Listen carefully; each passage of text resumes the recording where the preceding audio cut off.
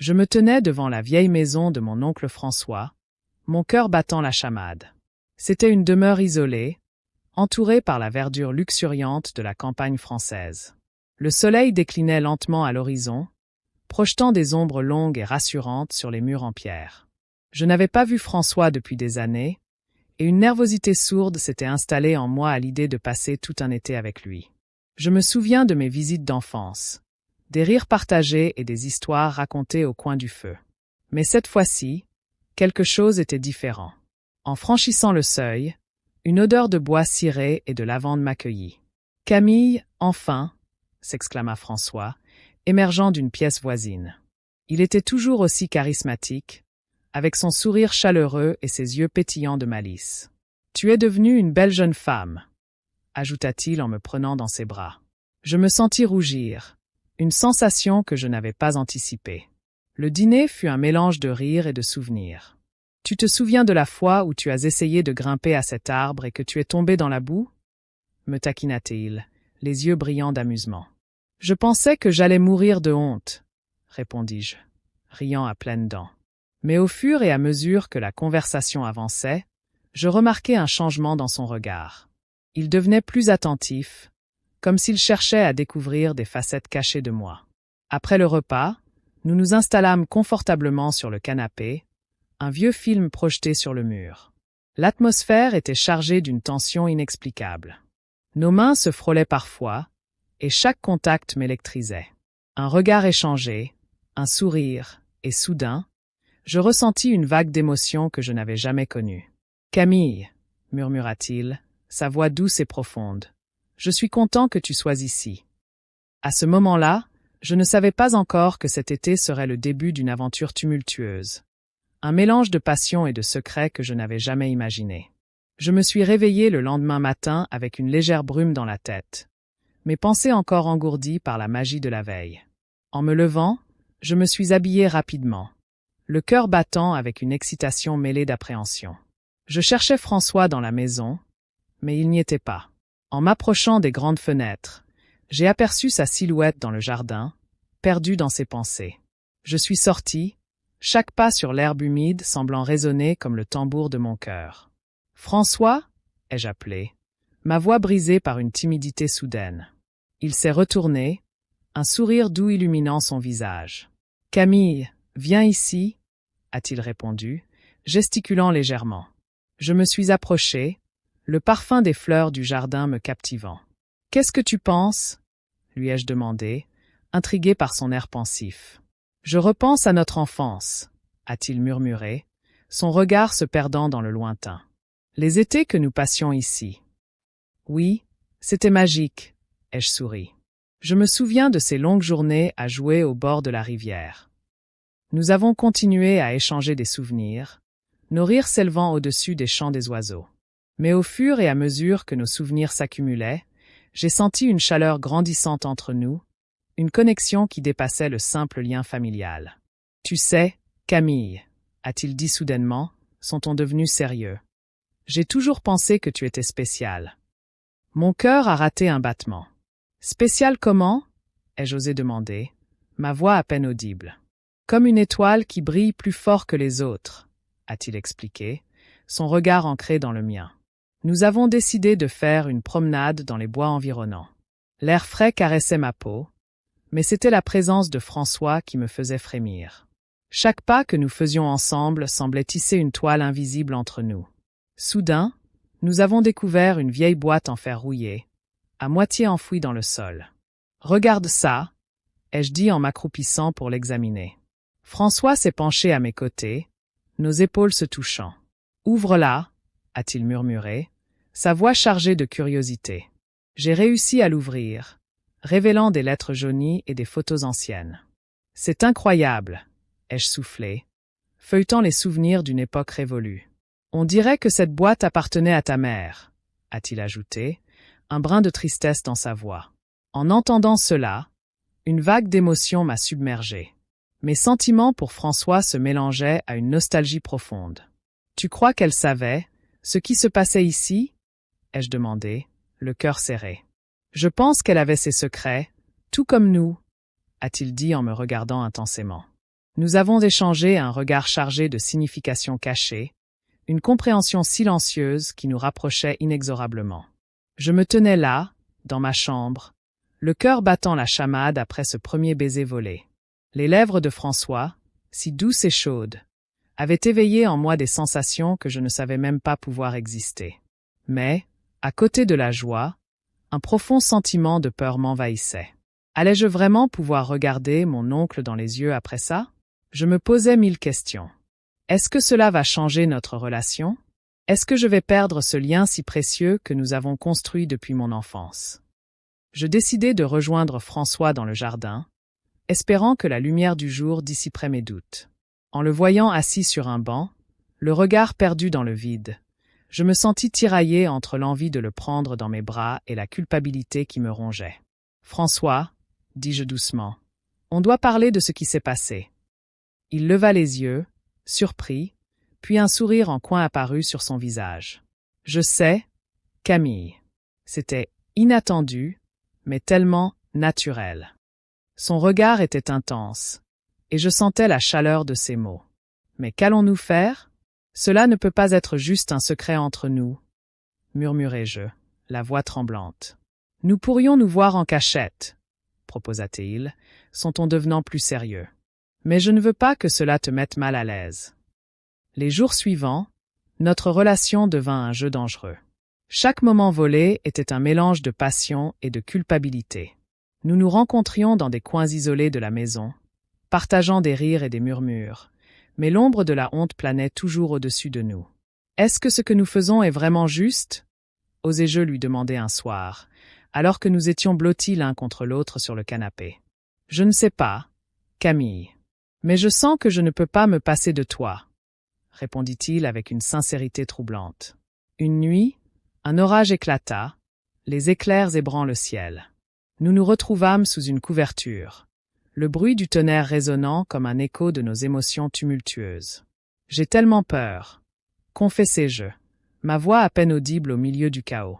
François m'attira contre lui, sa chaleur apaisant mes craintes. « Ne t'inquiète pas, nous allons traverser ça ensemble. » Nos regards se croisèrent, et dans ce moment, tout ce qui nous séparait semblait disparaître.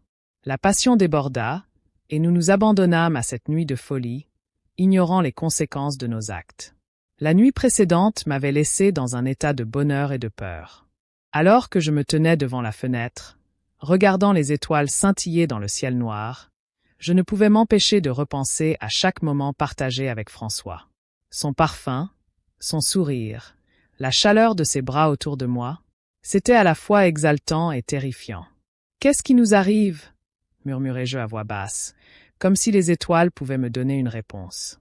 Le matin, je le trouvai dans le jardin, un café à la main, son regard perdu dans l'horizon. Je m'approchai timidement. « Bonjour, » dis-je, ma voix presque un souffle.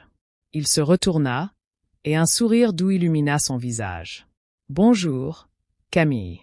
Tu as bien dormi ?» demanda-t-il, ses yeux pétillants de curiosité. « J'ai réfléchi à beaucoup de choses, » avouai-je, hésitante. « À nous. » François posa sa tasse et s'approcha. « Je sais que c'est compliqué, mais je tiens à toi, plus que tu ne peux l'imaginer. » Ces mots étaient lourds de promesses et de secrets. Nous parlions longtemps, et, finalement, il se confia. « Je traverse une période difficile, tu sais. Mon mariage, ce n'est pas ce que j'avais espéré. Je me sens perdu. » Sa vulnérabilité me toucha profondément. Je réalisai alors que notre connexion allait au-delà de la simple attraction. Nous étions deux âmes cherchant du réconfort l'une dans l'autre. Après cette conversation, je décidai de fouiller dans les vieux albums photos que ma mère avait laissés. Chaque image me parlait d'un passé que je ne connaissais que par des récits. Soudain, une photo attira mon attention. Ma mère, jeune, souriant à côté de François. Il semblait si proche, si complice. Mon cœur se serra. « François, viens voir ça. » appelai-je, ma voix tremblante. Il s'approcha, un sourire sur les lèvres qui s'effaça en voyant la photo. « C'était une autre époque, » murmura-t-il, son regard devenu distant. « Vous aviez l'air si proche, » dis-je, cherchant à comprendre. « Qu'est-ce qui se passait entre vous deux? Nous étions amis, rien de plus, répondit-il, mais je pouvais voir l'ombre de l'hésitation dans ses yeux. Ta mère, elle avait des rêves, des espoirs. C'était avant que tout se complique. Je ne savais pas quoi penser. Une vague de confusion m'envahit. Que cachait-il vraiment? Les secrets semblaient s'accumuler, et je me demandais si notre histoire, déjà si complexe, n'était que le début d'un tourbillon de révélations. Je tenais fermement la photo entre mes mains, mon cœur battant la chamade. « François, qu'est-ce que cela signifie ?» demandai-je, ma voix trahissant une nervosité que je ne pouvais plus cacher. Il se tourna vers moi, son visage blême, comme s'il avait été pris sur le fait. « Camille, écoute-moi. Cette photo, c'était une époque révolue. Ta mère et moi, nous étions proches, mais c'était seulement… » Il marqua une pause, cherchant ses mots. C'était platonique. Je te le promets. Je le regardai droit dans les yeux, cherchant une vérité que je ne trouvais pas. Platonique, répétai-je, la colère et la tristesse se mêlant en moi. Alors pourquoi j'ai l'impression qu'il y a quelque chose de plus? Pourquoi tu caches des choses?